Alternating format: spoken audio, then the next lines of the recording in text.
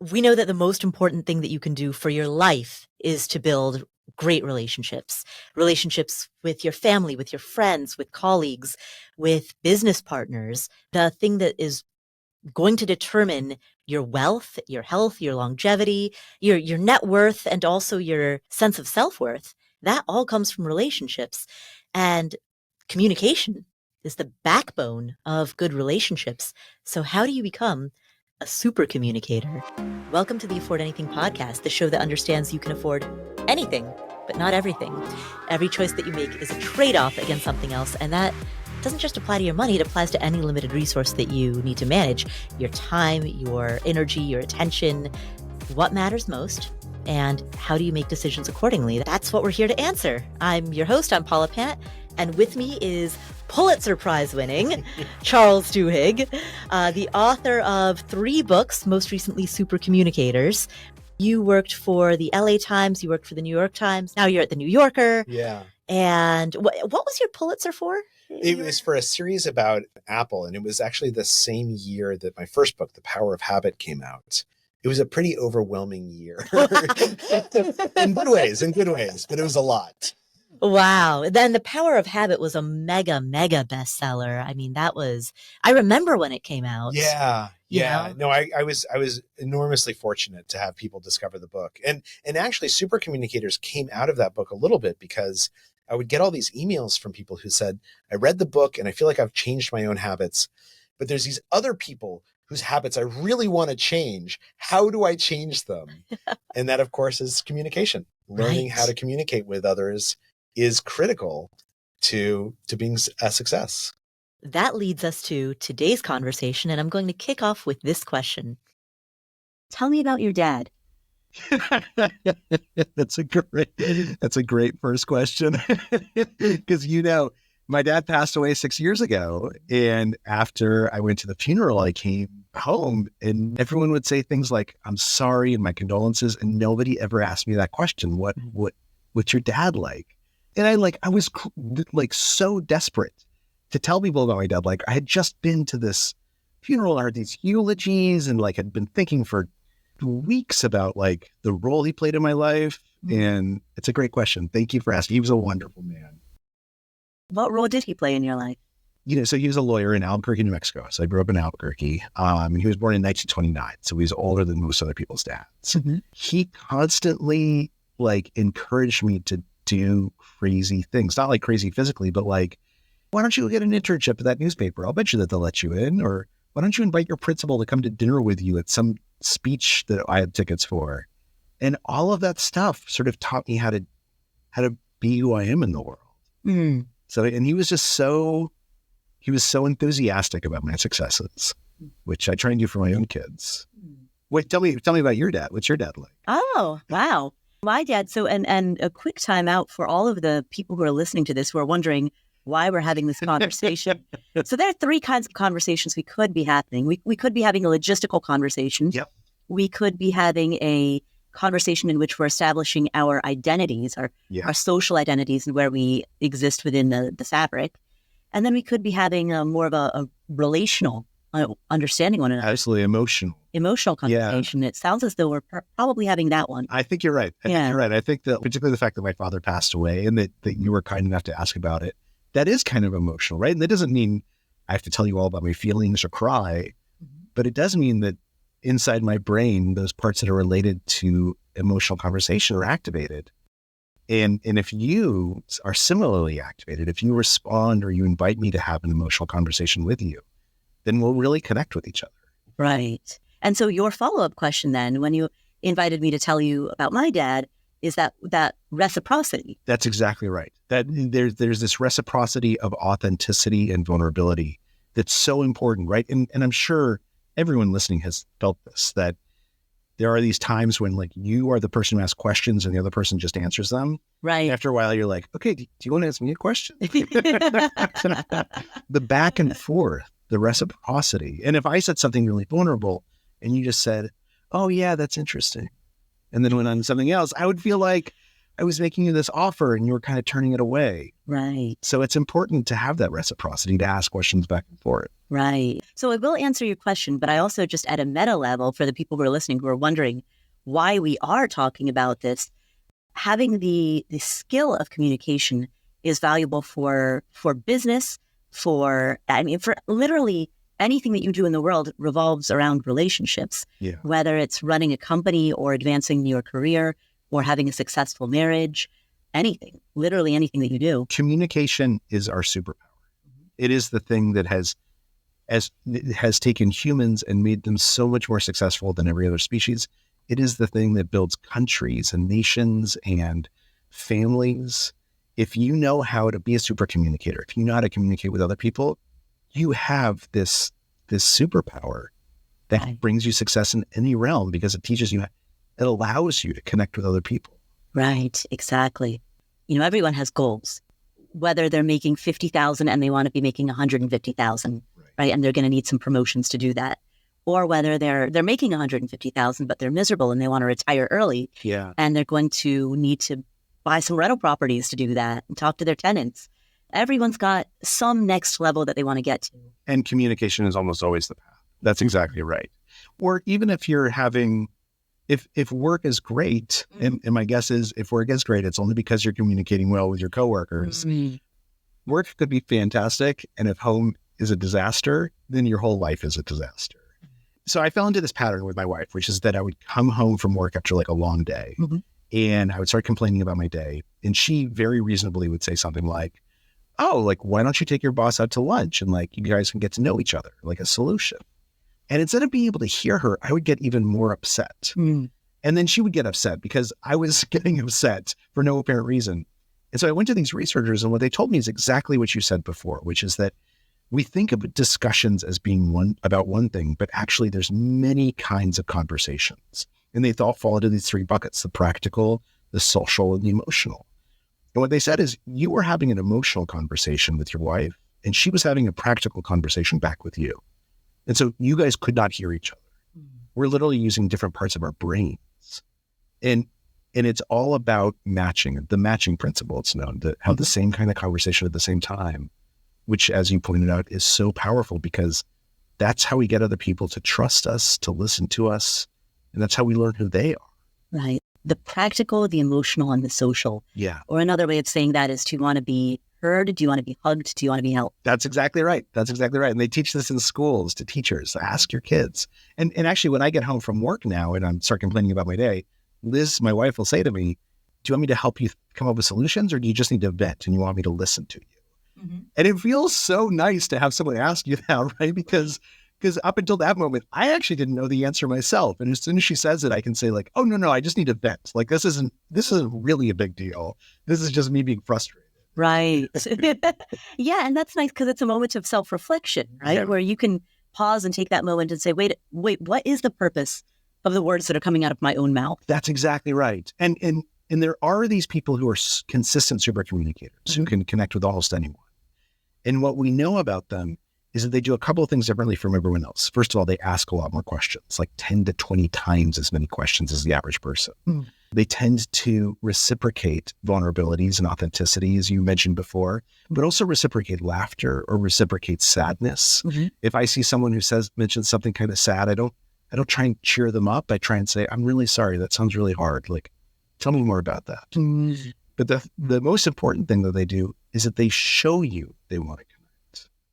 Because conversation is so overwhelming and potentially scary, right? Particularly a hard conversation, something you've been dreading talking about. That when someone shows you that they want to connect with you, when they notice that you've said something emotional and they meet you emotionally, when you say something practical, like, look, we got to figure out where we're going on vacation next year. And I say, okay, let's talk about airfares, right? That's how we show that we want to connect with that person. And it's that showing of desire of connection that can make all the difference.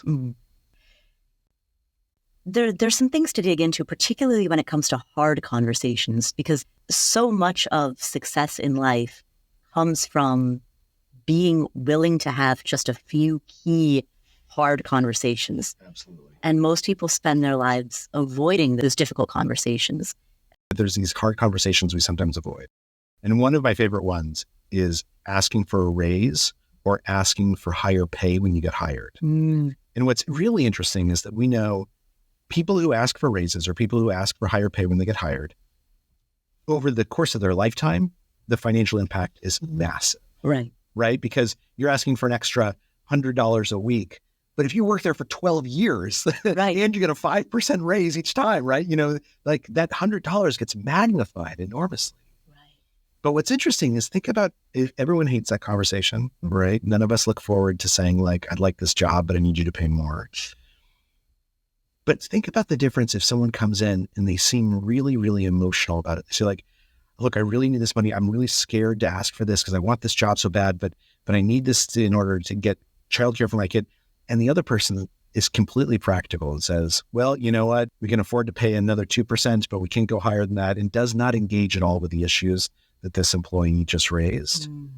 It feels like you're not listened to, right? It feels like all your concerns are being disregarded, or vice versa. Right. And so that's why this matching conversation is so important. This matching principle is so important, is because when I indicate to you that this is a practical matter for me, or an emotional matter, or a social issue, when you respond in kind, you prove to me that you're hearing me. And once we know that we should do that, that conversation gets so much easier. It takes so much of the anxiety out of having the discussion, because you know that your goal is not necessarily to browbeat the other person or convince them, or your goal is just to make sure that they understand you and to understand them in turn. That lowers the expectations, but it actually means you'll be more persuasive. I'm hearing echoes of you'll want to validate somebody in conversation. Yeah. But I feel as though this is somehow more nuanced or more layered than simple emotional validation. Oh, absolutely. This experiment that was done where they brought together a bunch of people who were gun rights advocates. Oh, yeah. And a bunch of people who are gun control activists. Right. These are people who are usually at each other's throats. Right. They hate each other. So they bring them all together in Washington, D.C., and they say, look, we want you to have a civil conversation. And our goal here is not to have you convince each other of anything. It's just to see if you can spend time with each other without screaming. Right. And so before they start the conversation, they teach them some skills. And one of the skills is this thing called looping for understanding. It has 3 parts. The first is ask a question. And some questions are more powerful than others. We could talk about that. The second step is repeat back what you heard the person say in your own words. Then the third step is, and most people forget this one, ask if you got it right. And the reason why that's so powerful is because that person is proving that they're listening to us, right? They're proving that they want to hear what we have to say. And to your point, this is how we actually create that connection, is by proving that we want to hear what the other person is saying, rather than we're just waiting our turn to speak. Right. And so that's how people feel seen. That's exactly how people feel seen. It's because you have proven to me that you actually paid attention to what I was saying. Or you asked me a follow-up question. Sometimes it's not repeating what we heard, but it's asking a follow-up question that makes clear I was paying attention to what you said. But the more tense a conversation gets, the more the odds of something bad happening in that conversation are, or the more worried you are, the more you loop for understanding, the easier it's going to be. What was interesting about that particular example, the gun rights advocates meeting the gun control activists, when those two groups met face to face, there was, with some training, there was some common humanity that the two groups could recognize in one another. But then they proceeded to try to take the conversation online, onto Facebook. And within 30 minutes, they were calling each other jackbooted Nazis. It was a disaster. So let me ask you a question to explain what we've learned about how to make that better. When you go online, when you post on X or Facebook or Instagram, or even when you just text your friends, let me ask you this. Mm-hmm. If you're going to call one of your friends, mm-hmm. or you're going to text one of your friends, do you communicate differently over those two channels, those two different ways of communication? Phone calls versus text? Yeah. Yes. And I would add a third channel. Okay. Voice notes. Oh, interesting. Because voice notes are asynchronous. Yeah. So they don't demand that the other person be available at the exact moment, right? We don't both have to be available at precisely 3 p.m. on a Tuesday. But with a voice note, I can use more words. Yeah. So it doesn't have the constraints of brevity that a text message often has. And by virtue of using more words, I mean, Hemingway might not approve, but I can get out much more nuance. You know? And probably your tone of voice, Exactly. right? You're using your non-linguistic skills to convey. So what I just heard, which is fascinating, and I love your answer, is you just explained to me that there's a couple of different rules that you use for yourself, right? Mm-hmm. That when you're leaving a voice note for someone, you probably realize it's asynchronous. So you might say, hey, Jenny, I'm standing on the corner and it's 2:00 and I'm about to go to my gym class, but I just wanted to let you know. Yeah. Right. So you help situate me, which on a phone call, you probably don't need to. Right. And what's interesting is what that experiment showed and what we've learned in many other settings is our brains evolved to be these communication machines, much more than any other species. But they evolved in a very different time, right? They evolved before computers emerged or before telephones emerged.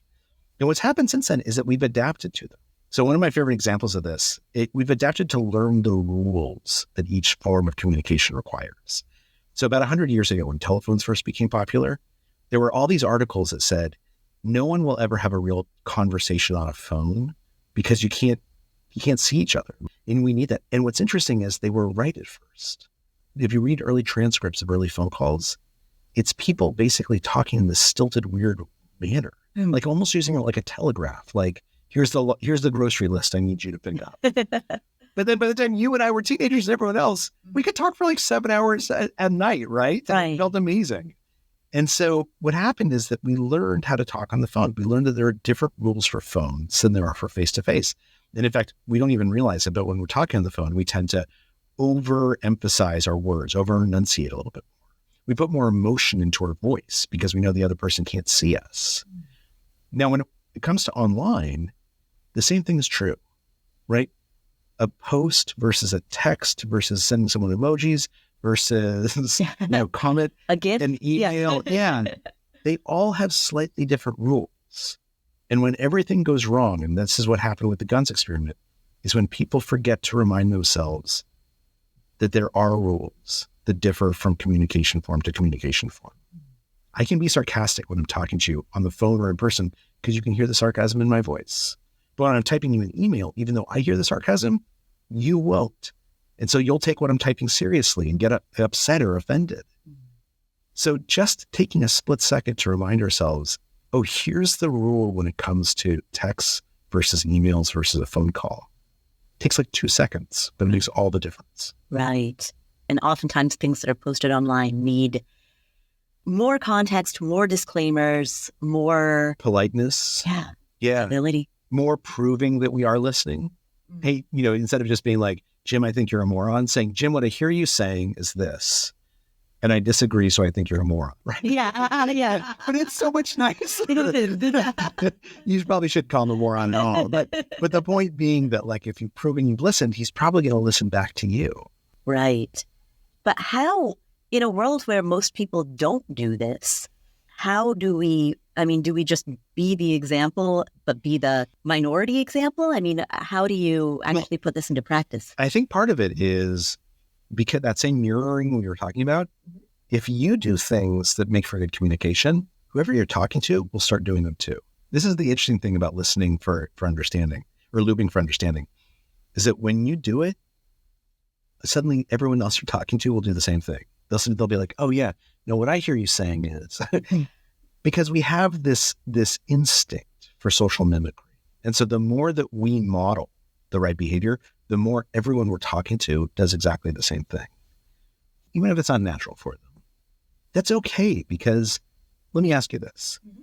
If you've had a bad day and there's someone you want to call who you know is going to make you feel better, who is that? Does that name pop into your mind right away? Yeah. Who is it? So my best friend Mo, she lives in Austin, Texas. Okay. We've known each other since we were 18. We met freshman year of college. Oh, wow. And she's really been my best friend ever since. We've been best friends for I don't want to say how long ago freshman year of college was, but it was a long time ago. Yeah. And so she's a super communicator for you, and you're probably a super communicator for her right back. Right. Now, let me ask, how often do you call Mo?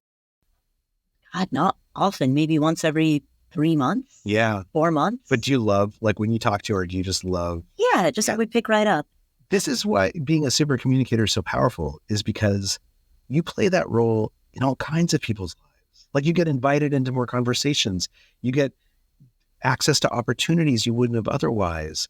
You're more influential because people want to talk to you the same way that you want to talk to Mo. And even though you guys are super communicators for each other, there are some people who are super communicators for everyone, right? Because they spend a little bit more time thinking about how to have their daily conversations, it becomes a habit. And once it does, everybody wants to call that person when they've had a rough day, or that could be overwhelming. Or just when they see them walking down the street, they say, come join us because we have something we're talking about. And they know that inviting them in would make that conversation better. Right.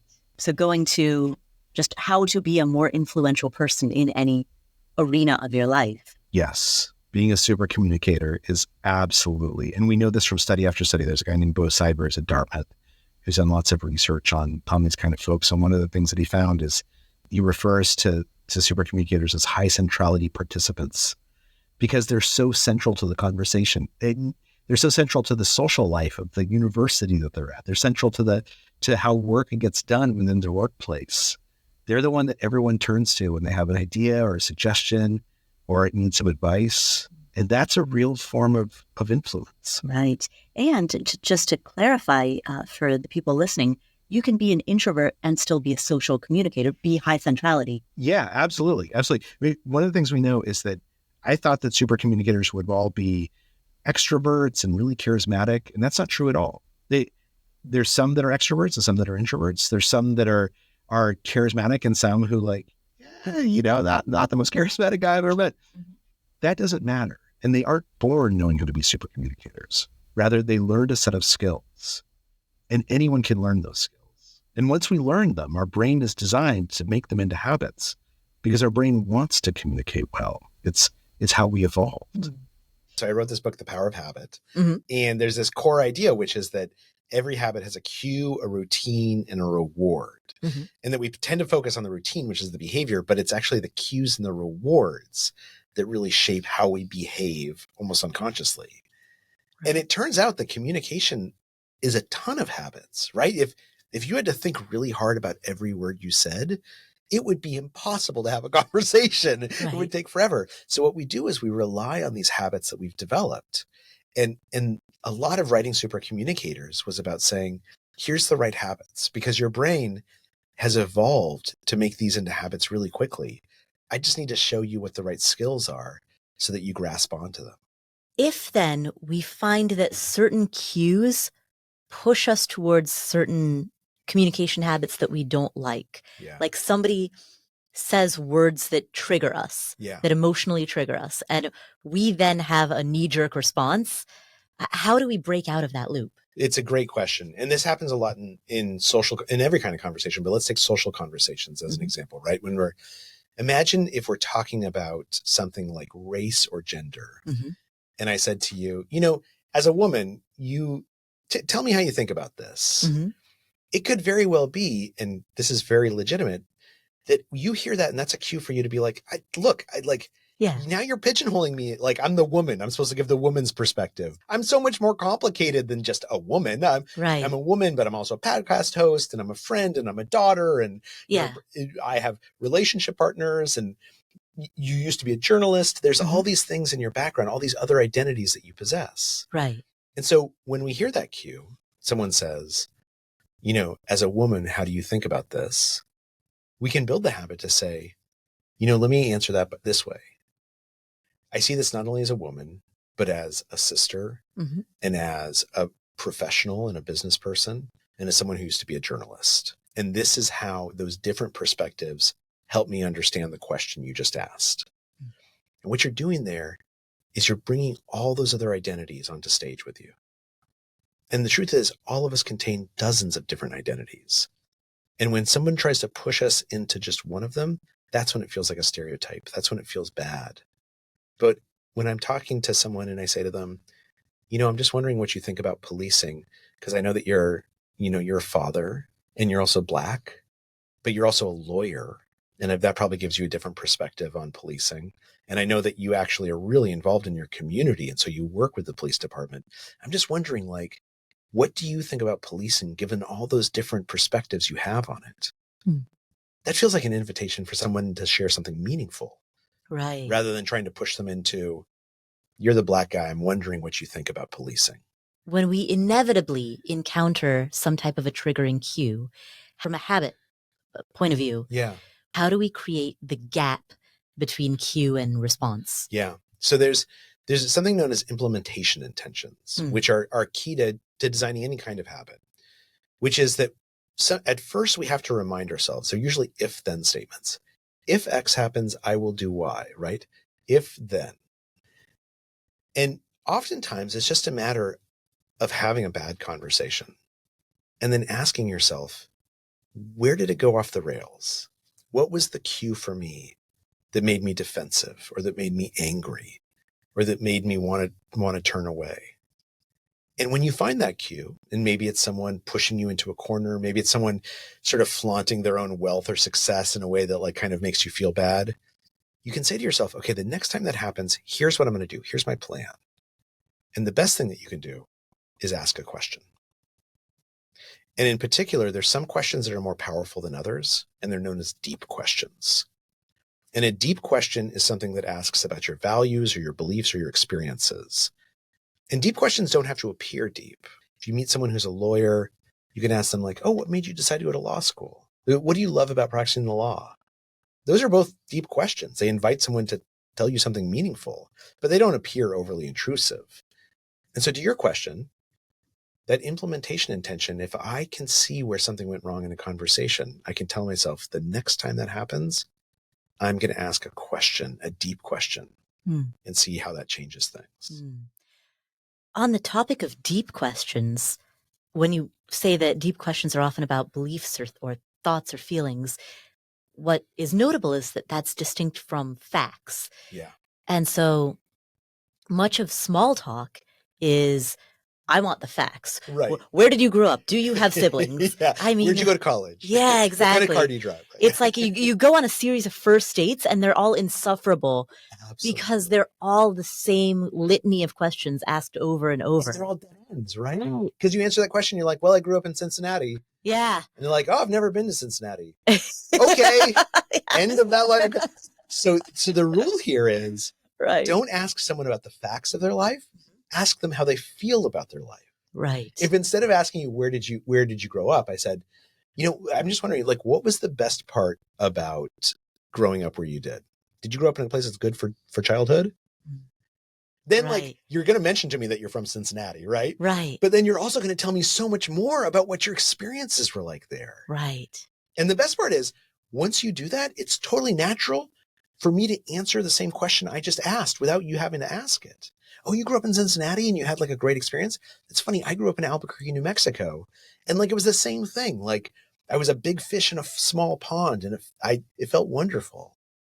That's how we start having a dialogue back and forth, is when you ask about feelings rather than facts. Right. What's notable about that is that feelings don't have to be touchy-feely. No, not at all. It's just, hey, what did you think of that? Exactly. You didn't even have to use the word feel. What did you think of that? Yeah. What did you make of that? I saw that you really liked this one memo. Tell me why you think it's important. Why should I go read that memo? Yeah. Now suddenly you're asking someone to tell you something real and authentic and potentially vulnerable about themselves. Right. And if you reciprocate that vulnerability, then you can't help but feel more connected to each other, more trusting of each other. It's literally hardwired into our brains. Right. You mentioned that we're at the golden age of beginning to understand how we communicate. Yeah. That was an interesting statement because humans have been communicating for a long time, hundreds of thousands of years. I mean, there's about 150,000 year era where we were anatomically modern humans but had not yet developed language. Right. The writer Tim Urban refers to that as the unimpressive era. Yeah. Not a lot happened. But after that, for the bulk of human history, there has been spoken language. Yes. But it's only very recently that we've begun to actually study the impact of spoken language on human connection. That's in the human brain and the human body. Communication has always been our superpower. It's the thing that sets us apart from every other species. It's the thing that usually explains why some people are more successful than others, is because they have the ability to communicate alongside their skills. And so this superpower of communication, the way that it works is actually kind of interesting. We're in a conversation right now. And even though neither of us are aware of it, what's likely is that our eyes have started dilating at the same rate. Our breath patterns have started to match each other. We're holding our bodies in similar ways and we're using similar gestures. Right. And even more importantly, within our brains, if we could look inside both of our brains, what we would see is that you and I are starting to think alike. Our neural activity is actually starting to look very, very similar if we were putting it on a graph. And within psychology and neurology, this is known as neural entrainment. And it makes a lot of sense when you think about it, because if I describe a feeling to you or an idea, the way that you actually make sense of that is you experience that feeling a little bit yourself, or you experience that idea. The thing that's happening in my brain starts to happen in your brain. And when they start to align, when we become entrained, that's when we feel connected. That's when we can really understand what the other person is saying. And that's why having the same kind of conversation at the same moment is so important, is because if I'm having an emotional conversation and you're having a practical conversation, then we're using different parts of our brain. But when we're on the same wavelength, when we both say like, okay, look, we're going to start by talking about, the practical aspects of this, our brains become more aligned. And then when we move into the emotional, we'll move there together. Right now, you and I, we're sitting in the same room. We're a few feet apart from each other, right? We have all of these biological ways in which we are starting to mirror one another. What's interesting is if we were having this conversation over the telephone, the same thing would happen. Oh, that's our exactly pupils what would my begin question... dilating at the same rate without us even totally understanding it. When we have Zoom calls, people do the same thing that they do when they're in the same room together. That was exactly what my question was going to be. And it's you read my mind. Because we're on the same wavelength, right? We're having the same kind of conversation. We're connected. And that's exactly what it is that when you connect with someone, it's not just your imagination. You're genuinely connected with them. You're connected with them physically. More importantly, you're connected neurally. Your brains start to look alike. There was a really interesting experiment by this guy, Uri Hassan at Princeton, where he had this young woman tell this really complicated story about her prom night. And he scanned her brain while she was telling it. And then she scanned the brain of the people listening to her. And what he found was that the brains of the listeners started to look more and more similar to the woman who was telling the story, until it all seemed like they were actually having the same thoughts at the exact same moment. And the people who were most aligned with her, who were most entrained, they understood the story better than anyone else. They could understand the nuances and the small details. They remembered characters' names. This entrainment, this alignment, which we can create, it's just a set of skills to know how to recognize it and to invite others to connect with you and to connect with them. This entrainment is the superpower. It is the thing that makes people trust and like each other, that makes people want to listen to each other, that makes people want to build things together. Is that the shortcoming of communicating by text? There's a failure of neural entrainment? There very well can be, if we're not giving enough information, if we're not recognizing the rules of sending someone a text versus having a conversation by telephone. I have 2 kids who are 12 and 15. They text all the time, and they manage to imbue a lot of emotion into their texts, right? They use emojis. The emojis all mean like different, they're feeling different ways, and it's almost like a code. So the answer is no, it's not that one form of communication is inherently better than another, but it is true that different forms of communication have different rules. And if we don't pay attention to those rules, if we don't remind ourselves of those different rules, that's where we make a mistake. Right. But even still, the neurological matching, that neural entrainment that you're talking about, the literally our brains being on the same wavelength, can that happen in a text conversation? Oh, absolutely. It's right. It's harder because you don't have as much information. But think about when you get a really funny text from a friend and it makes you laugh out loud, like without even meaning to. Right. you're having the same experience that friend had when they sent it to you, when they first saw it, that they're hoping you would have. It might not be happening in exactly the same moment. Right. Or if a friend sends you a text or an email talking about how sad they are, that something just happened, they just found something out, they just lost their job. You experience that same emotion that you know that person was experiencing when they wrote that. That's what empathy is. Empathy is entrainment. And that's what allows us to communicate with each other. Tell me about the juror who saved a man who really did not deserve prison. There's very few trials where they've let cameras and recording devices into the jury room. There's actually only about 5 in the history of America. And so I got my hands on one of them, and I was able to read the transcript and watch the video. And this was the trial of a guy named Leroy Reed, who was an ex-con. He wasn't doing well in society.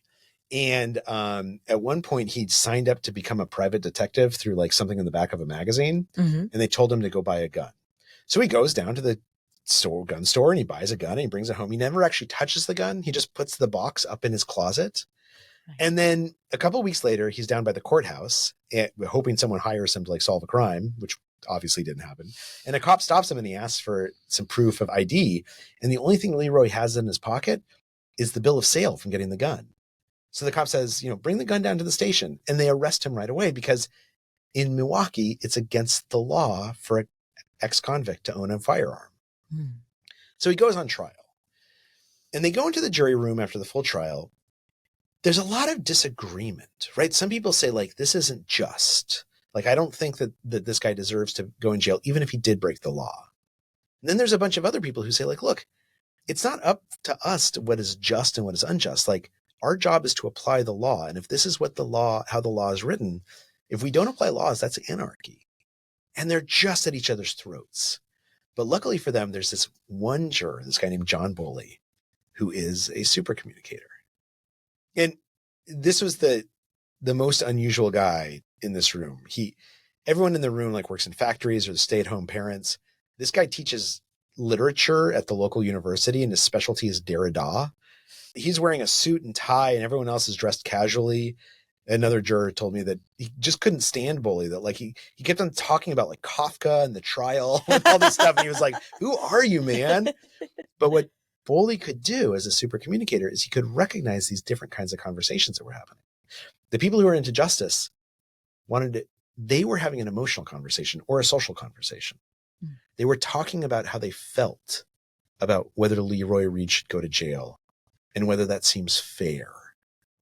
And then the people who were really focusing on what the law said, on the law and order types, they were having a practical conversation because they were saying, look, if we don't apply the law, if we don't enforce the law, that's anarchy.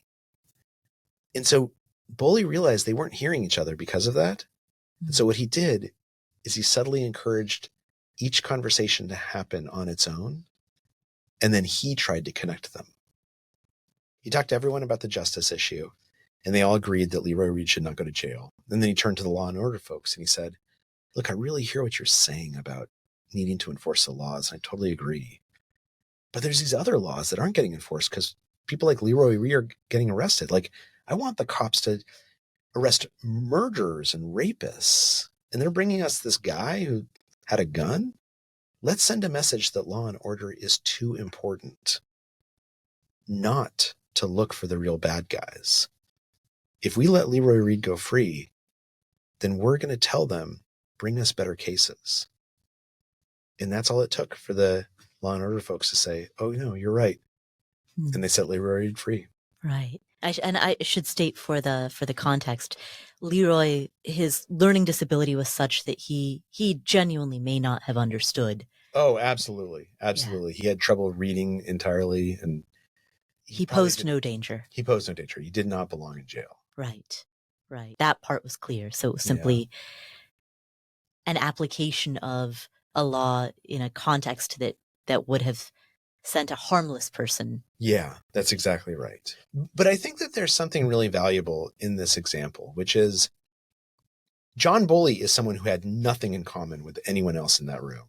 If they had bumped into each other at a party, I mean, they'd never be at the same party. Right. Yeah. Like it never would happen. And if they bumped into each other at a concert, They never would have made conversation. It was so obvious that they didn't have anything in common. But that doesn't matter, because when we talk to someone and we match them, when they say something emotional and we say something emotional in response, when they say something practical or talk about society, and we show that we're willing to go there, we're willing to engage with them, we inevitably find things that we do have in common, even if at first glance it seems impossible to imagine. So it sounds like the root of supercommunication is empathy and shared humanity, is recognizing somebody's shared humanity. I think that's right. I think that's a huge part of it, right? We talked about this matching principle, that you have to be having the same kind of conversation at the same time. And what we're really saying there is we're saying you have to listen to what other people are saying. And when they show something about themselves, their humanity, you have to acknowledge it, and you have to be willing to show something about your humanity. That's the easiest thing on earth. Because the truth of the matter is that, like, we are both humans on this planet. We are both people who are just trying to do right by ourselves and the people we love.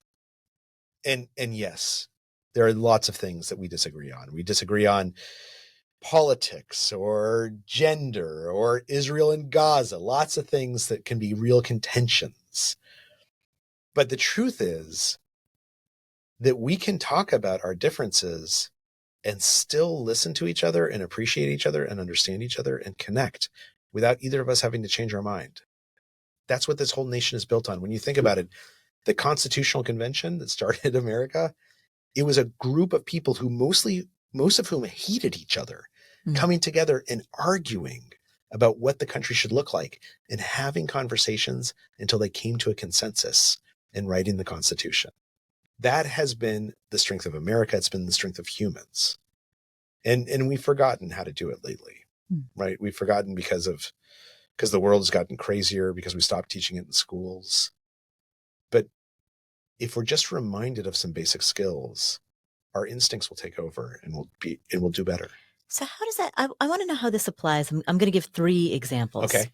Example number 1, you are a middle manager at some Fortune 500 company. Mm-hmm.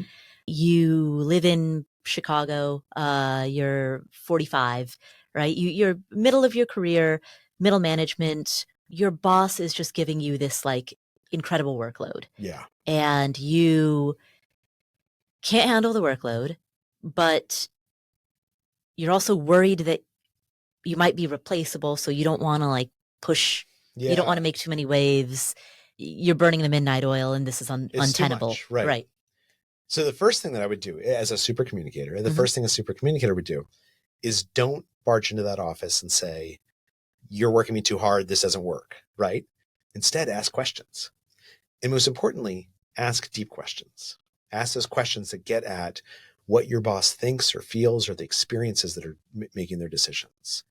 Questions like, I know that I've seen an uptick in work, and I'm wondering, when you started your career, when you were at the same place I am in my career, how did you deal with having just too many things to do?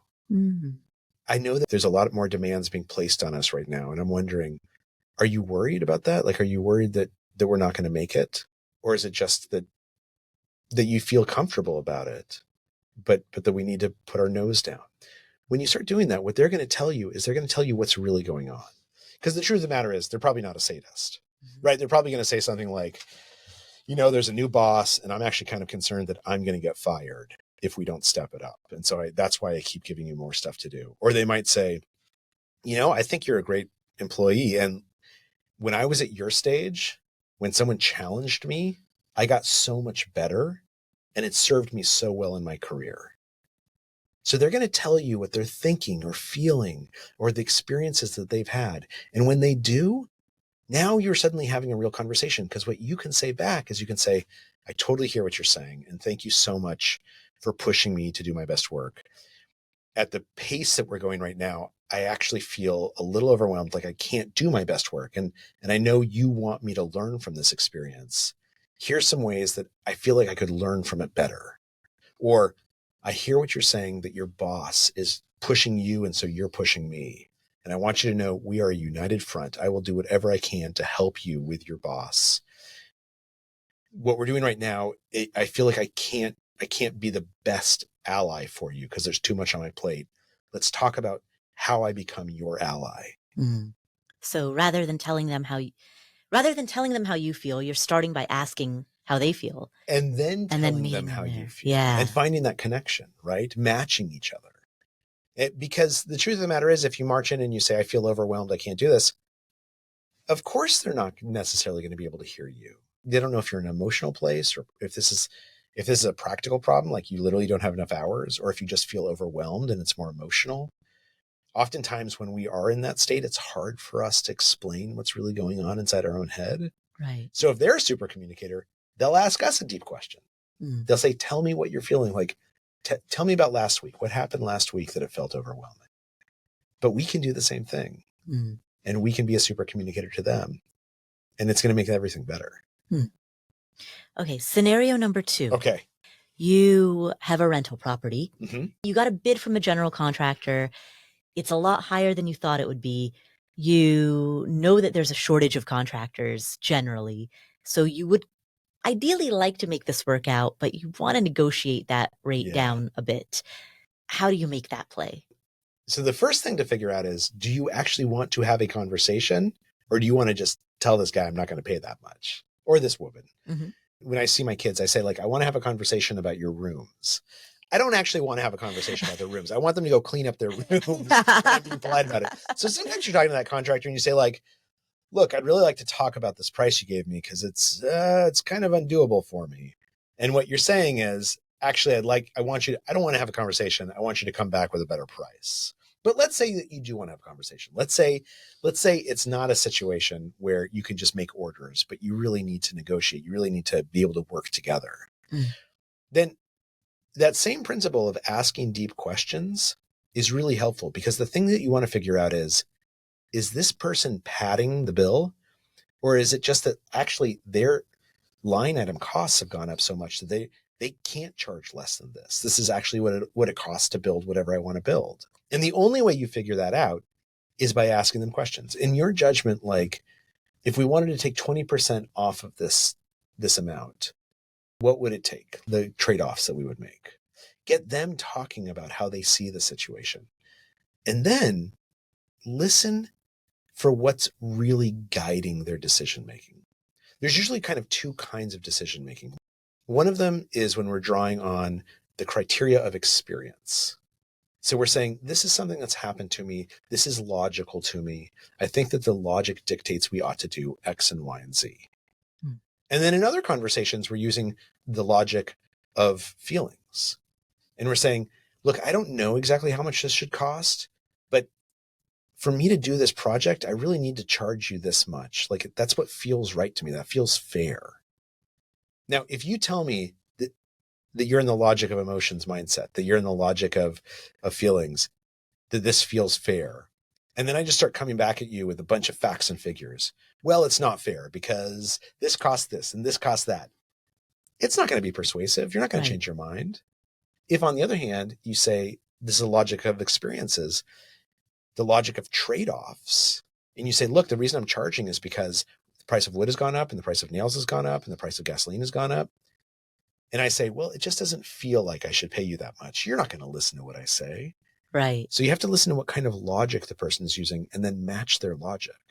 And then you can invite them to match your logic. Because once they know that you've been listening to them, then once you prove that you've been listening, they'll want to listen back.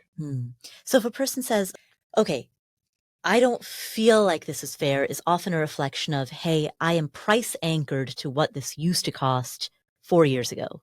So you might have one party that says, well, at a practical level, the price of lumber and copper and labor and gasoline, all of those prices have gone up. Yep. That is a pragmatic, factual statement.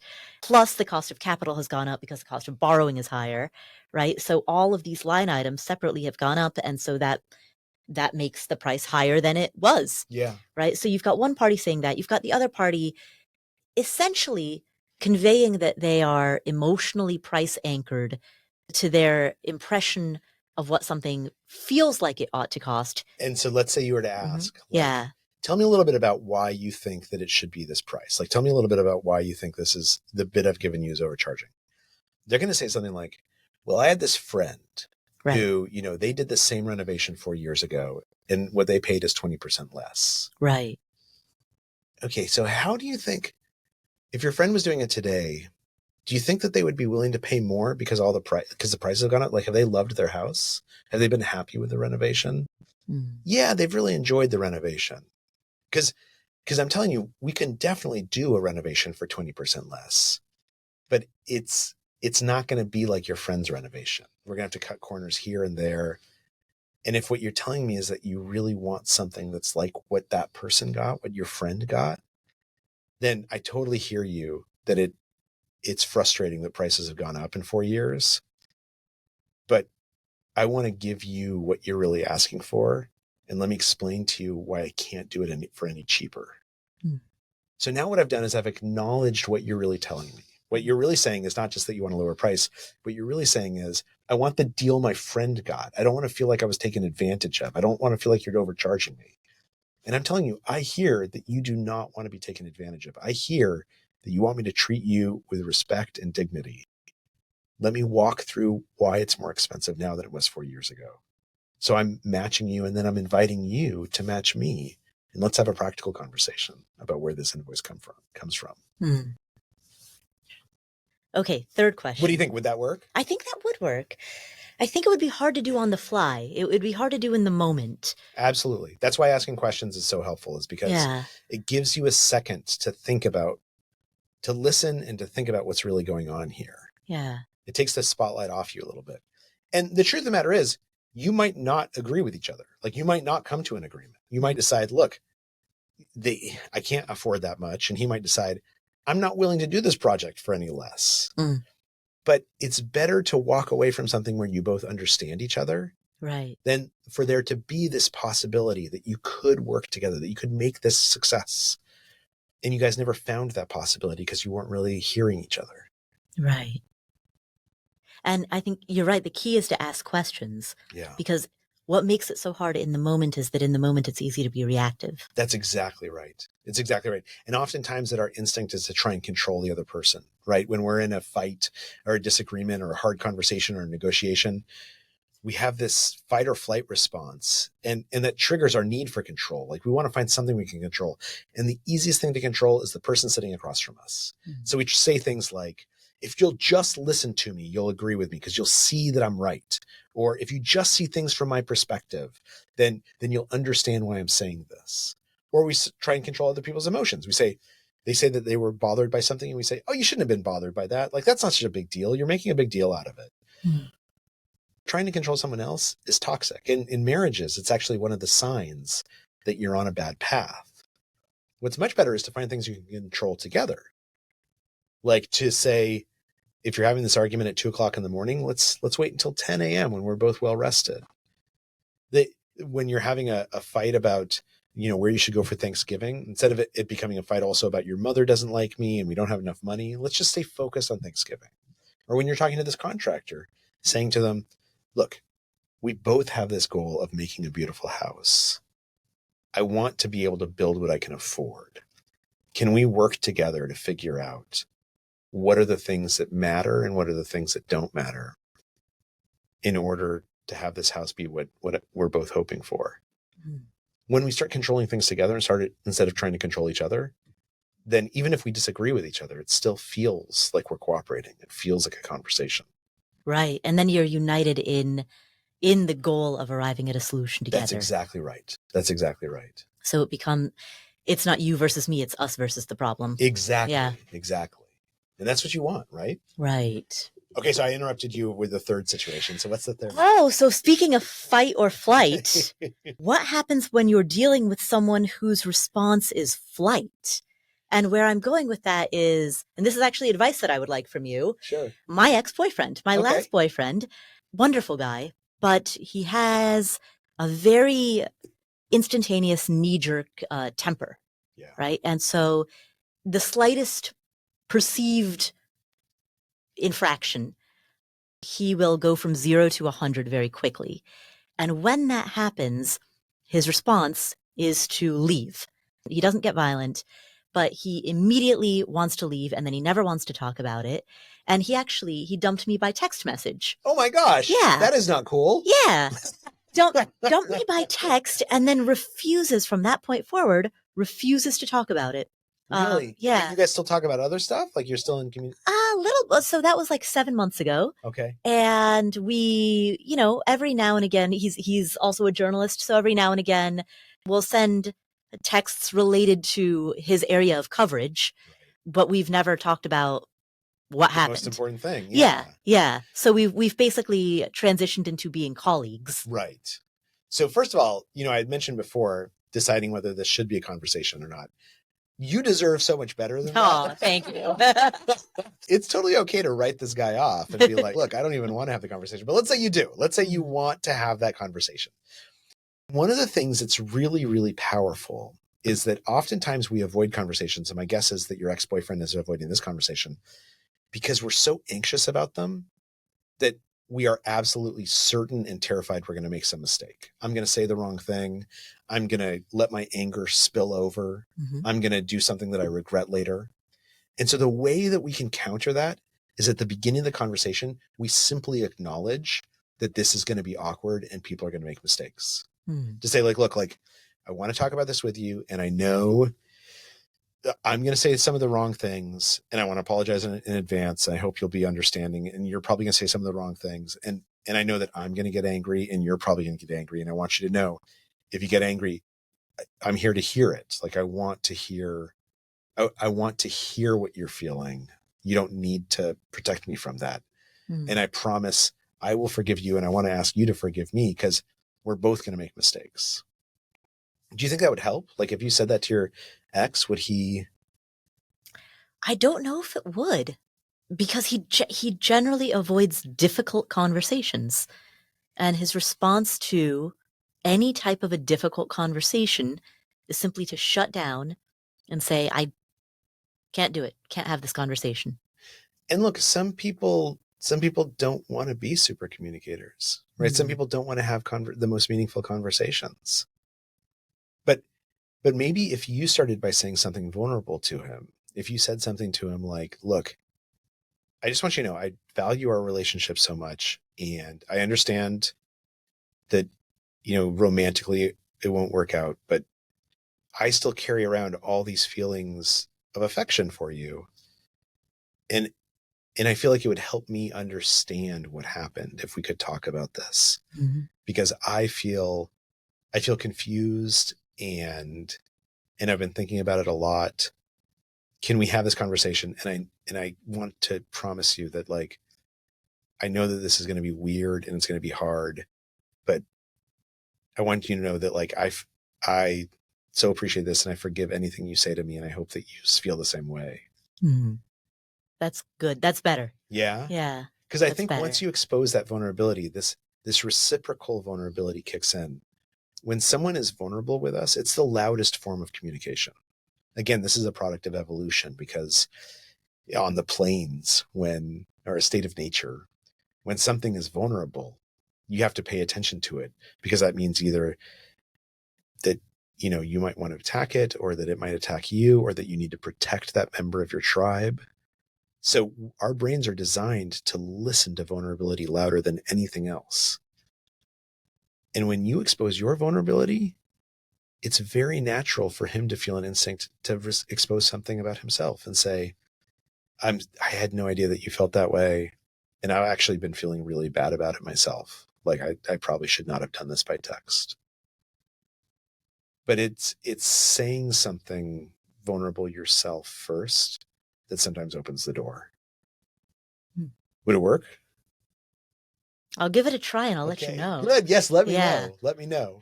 And I hope you find a better boyfriend. Oh, thank you. Somebody who treats you as you deserve to be treated. Thank you. And you might find, after talking to this guy, actually, I never want to have another conversation with you. I'm so glad that it turned out this way. Yeah. I've never seen so much avoidance, basically. Just deep avoidance, and the challenge of how do you have a conversation with somebody who is conversationally avoidant. Let me ask you this: when you've seen him avoid things, What do you think he's feeling at that moment? Overwhelm, Okay. anxiety. The anecdote that I told earlier about how his anger can go from 0 to 100 is symptomatic of poor emotional regulation. Yeah. And generally, I think poor emotional regulation means he probably gets flooded with a lot of very intense emotions and doesn't know how to process that or handle that.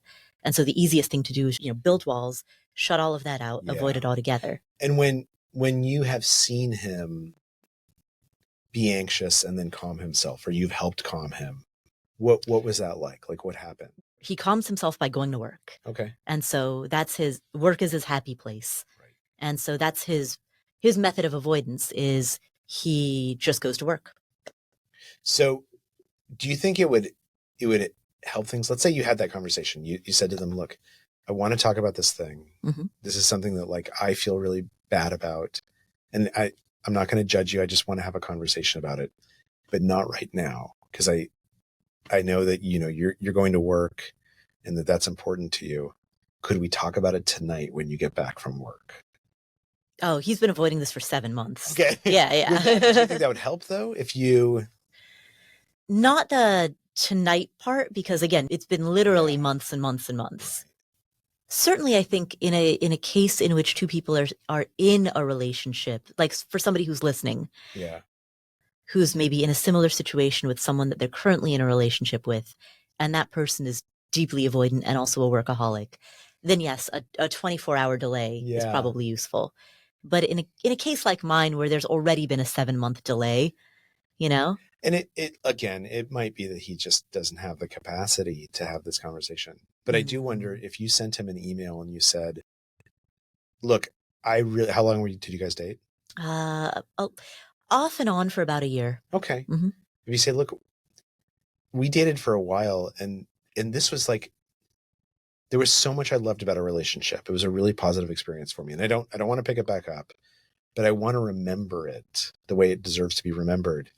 But whenever I think about it, I think about this like lingering, nagging anxiety I have about how we broke up.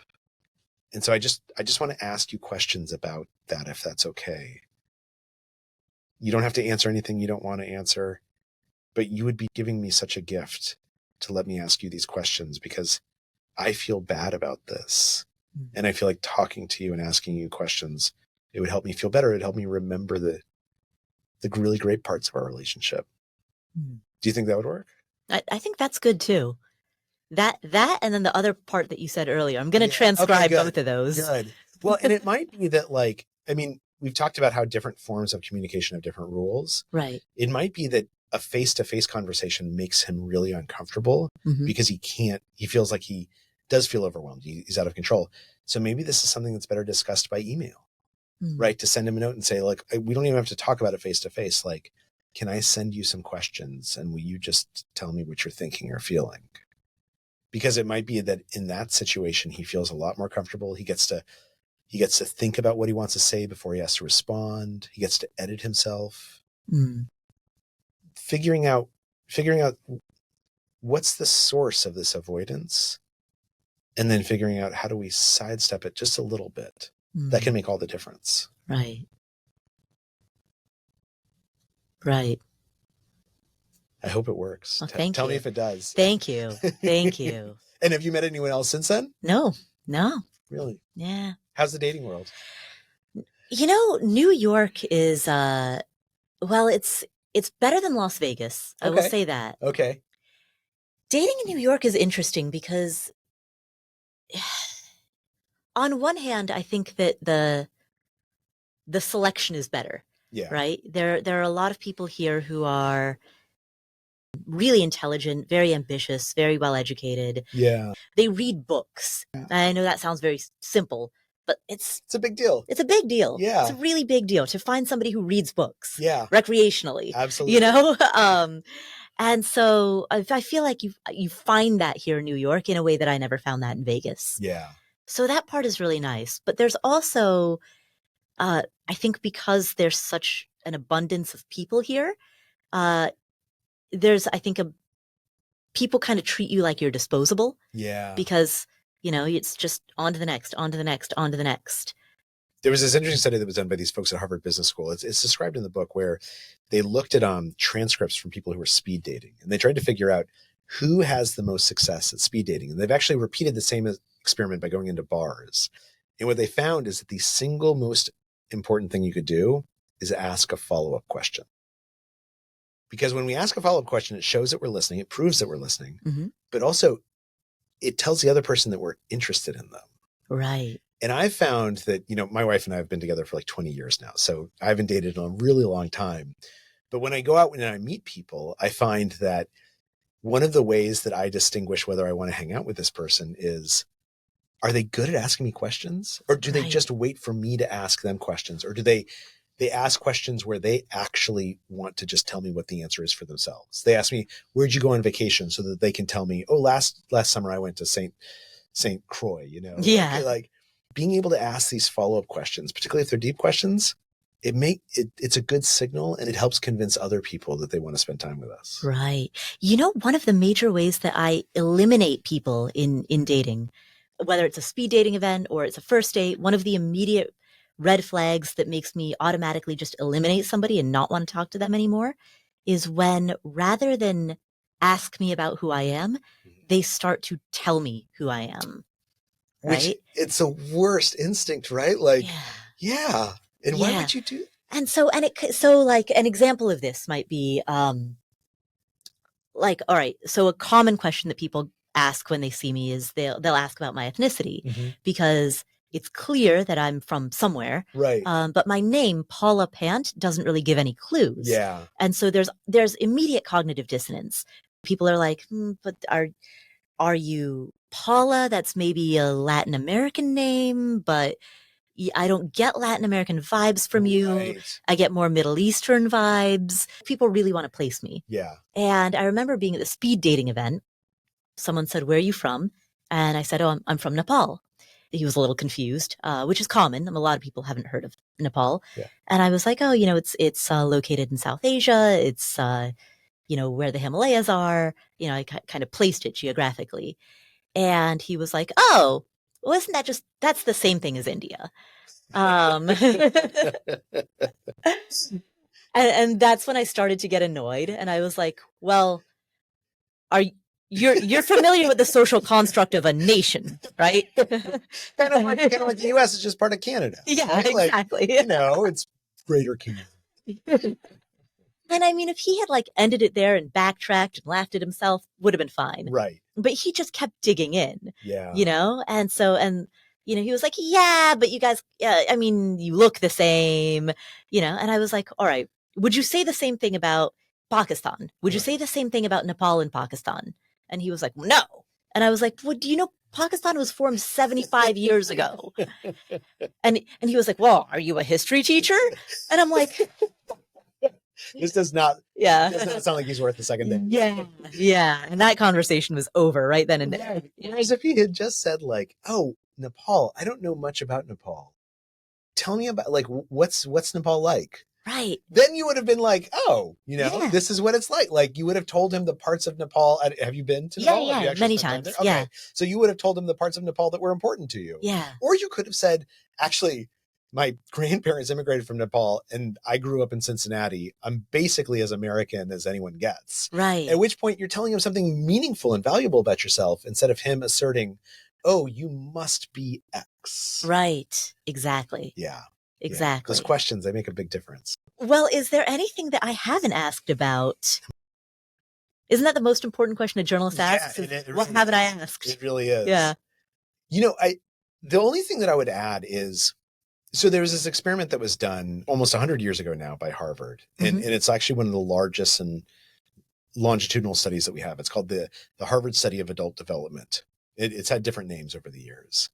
And what they did is they found thousands of people and they followed them for their entire lives. And they were trying to figure out what made people successful, what made people live longer, healthier, and most importantly, what made people happy when they got older.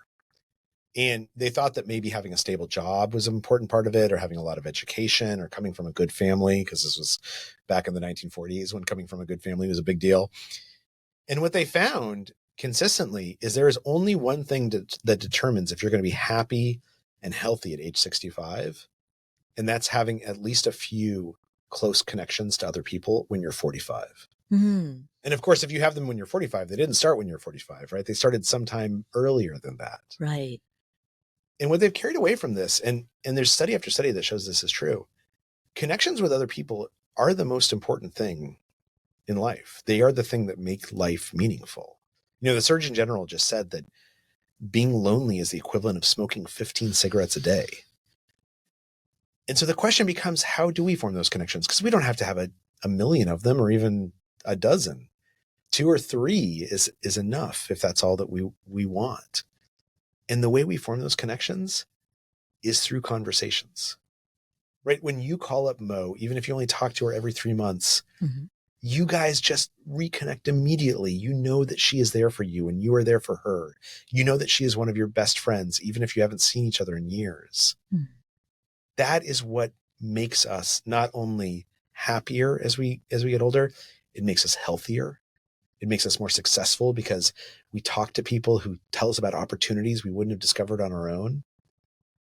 And the really important lesson is that there aren't just some people who can do this. What the Harvard study has found is that once people understand the importance of making those connections, everyone can become a super communicator. Everyone can develop some skills to ask more questions and to share more about themselves, to loop for understanding, to prove that you're listening, to recognize what kind of conversation is happening and match each other. Anyone can learn to do this. And if you do, it is literally the best investment you can make in yourself. Because the more that we can connect to other people, the happier and healthier and more successful we'll be. The best investment you can make in yourself Yeah, is the investment of communication, absolutely. which is the foundation of building relationships, building and exactly maintaining right. relationships. That's exactly right. Becoming a super communicator. That's the only thing other thing that occurred to me. Well, thank you, Charles. Thank you. Thank you so much for having me on. This was so much fun. This is great. If I ever go to Nepal, I'll think about you. Oh, excellent. I'll ask your advice. Oh, fantastic. Or if I bump into like some nice young man who would not break up via text. Yeah, seriously. I'll say, I met this wonderful, amazing woman. Thank you, Charles. What are 3 key takeaways that we got from this conversation? Number 1, relationships are the backbone of a successful life, both in business, in your career, in your family life, in every facet of your life. Strong relationships are the backbone of health, wealth, and happiness. And good communication is the key to successful relationships. And so, what constitutes good communication? Well, in the first of the 3 key takeaways, Charles Duhigg elaborates on traits exhibited by successful communicators. And there are these people who are consistent super communicators who can connect with almost anyone. And what we know about them is that they do a couple of things differently from everyone else. First of all, they ask a lot more questions, like 10 to 20 times as many questions as the average person. They tend to reciprocate vulnerabilities and authenticity, as you mentioned before, but also reciprocate laughter or reciprocate sadness. If I see someone who mentions something kind of sad, I don't try and cheer them up. I try and say, I'm really sorry. That sounds really hard. Like, tell me more about that. But the most important thing that they do is that they show you they want to connect. Because conversation is so overwhelming and potentially scary, right? Particularly a hard conversation, something you've been dreading talking about. That when someone shows you that they want to connect with you, when they notice that you've said something emotional and they meet you emotionally, when you say something practical, like, look, we got to figure out where we're going on vacation next year. And I say, okay, let's talk about airfares, right? That's how we show that we want to connect with that person. And it's that showing of desire of connection that can make all the difference. That is the first key takeaway. Key takeaway number 2. There are 3 types of conversations that people can have. There are practical conversations, emotional conversations, and social conversations. People want to be helped, heard, or hugged. In this key takeaway, Charles Duhigg shares why it's important to understand which type of conversation you're having in order for the conversation to be successful. We think of discussions as being about one thing, but actually there's many kinds of conversations. And they all fall into these three buckets: the practical, the social, and the emotional. And what they said is, you were having an emotional conversation with your wife, and she was having a practical conversation back with you. And so you guys could not hear each other. We're literally using different parts of our brains.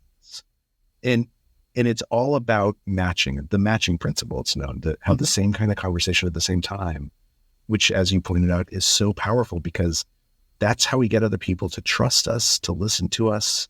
And that's how we learn who they are. And actually, when I get home from work now and I'm start complaining about my day, Liz, my wife, will say to me, do you want me to help you come up with solutions, or do you just need to vent and you want me to listen to you? And so understanding what type of conversation you're having, is it practical, is it emotional, or is it social? That is the second of the three key takeaways. Finally, key takeaway number 3. We've all been at those cocktail parties where we're making small talk and it feels kind of boring, right? Small talk in which people ask for the facts of our lives. So what do you do? Where'd you grow up? Right? When we're relaying a litany of facts, we don't deeply connect with people. So how do we ask deep questions of others, the kinds of questions that help us connect with one another? How do we ask those questions in a way that feels unintrusive? Well, in this third and final key takeaway, Charles Duhigg shares a tactic that we can use in order to ask people not about the facts, but rather about their feelings and their experiences.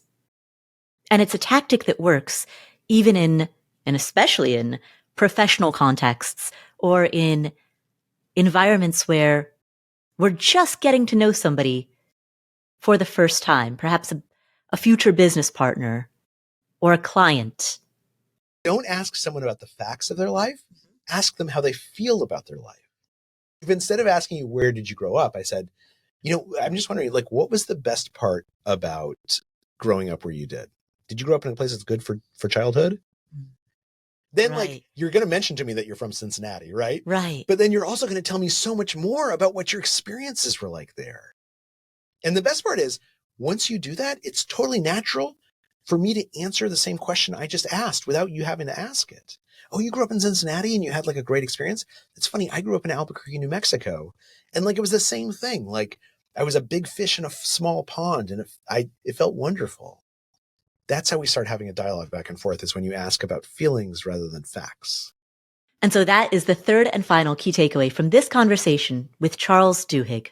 Thank you so much for tuning in. If you enjoyed today's episode, please do 3 things. Number 1, share it with a friend or a family member. That's the most important thing that you can do to spread the message of great financial health. Number 2, sign up for our show notes at affordanything.com/show notes, where you'll get a synopsis of every episode delivered directly to you, hot and fresh to your inbox. And number 3, connect with other people, have great conversations with people in the Afford Anything community. It's completely free, and you can join at affordanything.com/community. Thank you so much for tuning in. My name is Paula Pant. This is the Afford Anything podcast, and I'll catch you in the next episode.